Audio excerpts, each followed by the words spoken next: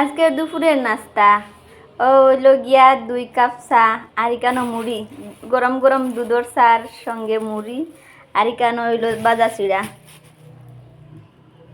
চিড়া আর 2 ধরনের বিস্কুট আছে, যার যেটা ভালো লাগে ওটা।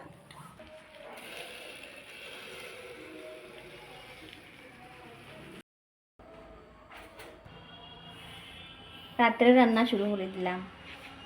সেখানে গরম জল দিয়া, যারা কুকারও রান্না করোই এরা যদি গরম জল দিয়া ভাত লাগাই তাহলে তাড়াতাড়ি ভাত হয়ে যায় আর খুব ভালো হয় ভাত।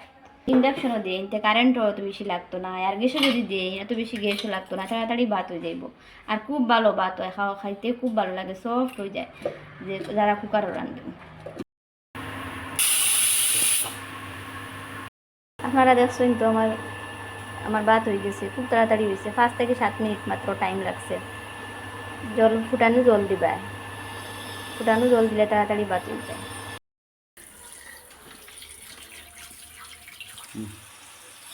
এখন আমার ভাত বানানোর কাজ শেষ, এখন মাছ ঝোল বানানি স্টার্ট করছি। বিরিয়ানি এনেছি তখন হলুদ গুঁড়া, এখন একটু মরিচের গুঁড়া দিতেছি। বন্ধ করি তো লম্বই দিবি। এখন দিয়া সামান্য ধনিয়া পাউডার আর এখানে দিব স্বাদ মতো লবণ দিয়া ভালোভাবে মাখাইয়া এটারে ভাজা করতে দিই। মাখাইয়া ভালোভাবে মাখাইয়া এই করে মাছ করে ভালোভাবে মাখাইব। এখন আমার মাছ মাখানো হলো রিফাইন তেল একটু মানে পাতলা থাকে, বাজার লাগে ভালো হয়।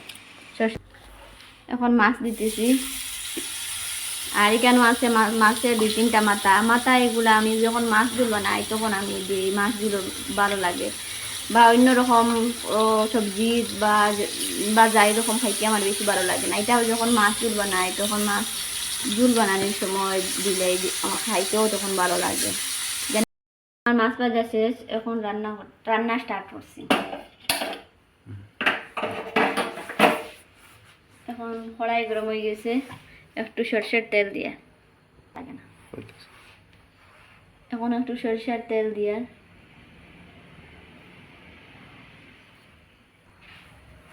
এখন তেল গরম হয়ে গেছে, এখন একটু পেঁয়াজ দিয়া মশলাগুলা দিতে গুঁড়া হয়ে গেছে। এখন দিতেছি একটু হলুদ গুঁড়া, বাকি মশলাগুলা দিতেছি ধনিয়া পাউডার, মরিচ পাউডার আর স্বাদ মতো লবণ।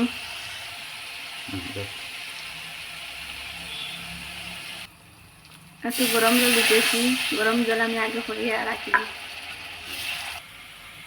এখানেও আমার মেয়ের জন্য একটু ডাল বানাবো। আমার মেয়ে আবার জাল কোনো সবজি তরকারি খেতে পারে না, আমার মেয়ে মাছগুলো খেতে পারে না, জাল তাকে বলে।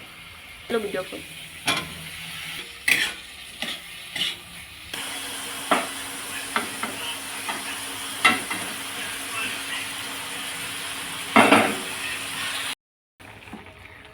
ফাইনালি আমার মাছ ঝোল রান্না হয়ে গেছে।